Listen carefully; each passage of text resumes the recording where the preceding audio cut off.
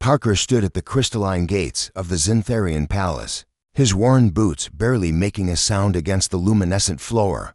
3 years. 3 long years of diplomatic service on this alien world, and finally, the Queen had granted him permission to return to Earth. "You are free to go, human." Queen Velthara's voice resonated through the chamber, her 6 eyes fixed upon him with an expression he'd learned to read as dismissive. Her translucent wings folded against her massive frame as she turned away. Considering the matter settled, Parker bowed respectfully, his heart racing with anticipation. Home. He would finally see Earth again, feel real sunlight, breathe air that didn't shimmer with bioluminescent spores. He'd done his job, established trade routes, negotiated peace treaties, and somehow survived the rigid protocols of an alien court that viewed humans as little more than curious primitives. As he walked toward the transport pad, his colleague Nancy rushed up beside him, her expression troubled. "Parker, wait," she whispered urgently. "Did you say goodbye to Kira?" Parker's steps faltered.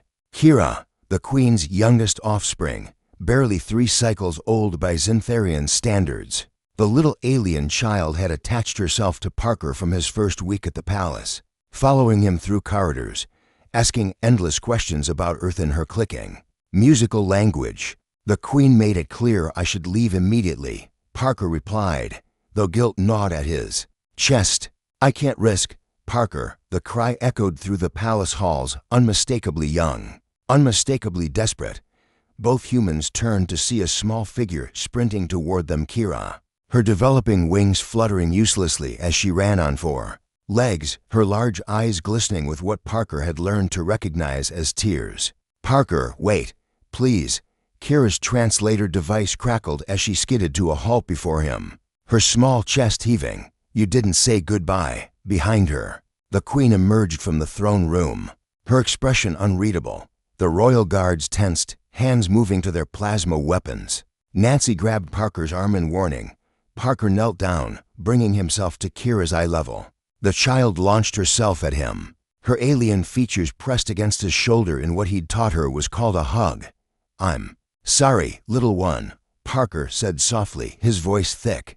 "I thought it would be easier this way." "Easier." Kira pulled back, her young face fierce despite the tears. "You promised to show me pictures of Earth oceans. You promised to teach me more human words. You promised." "Kira, return here at once." The Queen's voice cut through the air like a blade. The child's body went rigid, caught between obedience to her mother and loyalty to her friend. Parker could see the conflict tearing at her. "Your Majesty." Parker stood, carefully keeping Kira. Behind him, a protective gesture that didn't go unnoticed. "I apologize for the disruption.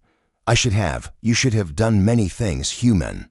Queen Velthara interrupted, moving closer with surprising grace for her size. Her guards flanked her, weapons ready. "You should have maintained proper distance from the royal family. You should have remembered your place. You should have." She stopped abruptly, looking down at her daughter, who had wrapped her small arms around Parker's leg, refusing to let go. The Queen's 6 eyes blinked in sequence, a sign of deep emotion among her kind. When she spoke again, her voice had changed, softer, almost vulnerable. "You should have told me," she said quietly, "that you had become so important to my child."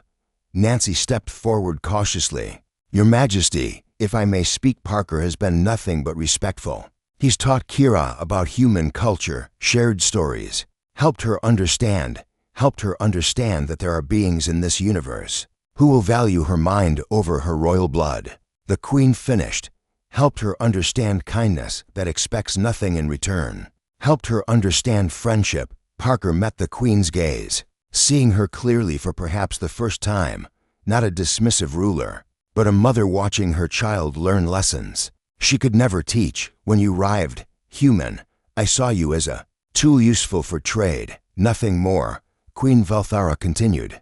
"I did not expect you to treat my daughter as anything other than a means to gain favor. Every courtier, every diplomat, every visitor to this palace has tried to use her thus." "She's a child," Parker said simply. "That's all that mattered to me." The Queen's wings spread slightly, a gesture of acknowledgement. "And that, Parker of Earth, is why my daughter weeps at your leaving. You saw her, truly saw her. When I was too blinded by protocol to notice she needed exactly what you offered, genuine care. Kira looked up hopefully between her mother and Parker. Queen Velthara approached, and her guards relaxed. She placed one elegant claw gently on Parker's shoulder. I released you from service, human, and that release stands. You are free to return to your world. She paused, her voice dropping to almost a whisper. But I would ask, not as a queen, but as a mother, would you consider staying?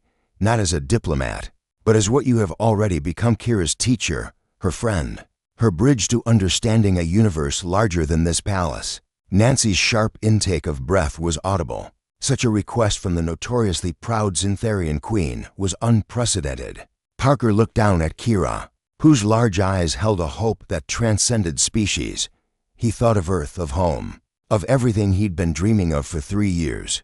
Then he thought of the small alien child who had taught him that family wasn't defined by biology, and that home could be found in the most unexpected places. I'll need to send a message to my family, Parker said slowly, a smile spreading across his face. And I'll need Nancy here to help coordinate things. Nancy grinned. Wouldn't miss it for the world, any world. Kira's delighted cry echoed through the palace as she jumped into Parker's arms. The queen's wings shimmered with colors Parker had never seen before. Joy, he realized. Relief, thank you, Parker of Earth, Queen Velthara said formally, though her eyes were warm. You have reminded this queen that sometimes the greatest diplomatic achievement is simply being kind to a child. As Parker carried the chattering Kira back into the palace, Nancy walking beside them, and the queen following with quiet dignity, he realized something profound. Humanity's greatest strength wasn't their technology or their tenacity. It was their capacity to see beyond differences, to offer love where none was expected, and to find family among the stars that the transport pad powered down unused. Parker's journey home had taken an unexpected turn, but perhaps he'd been home all along. The end.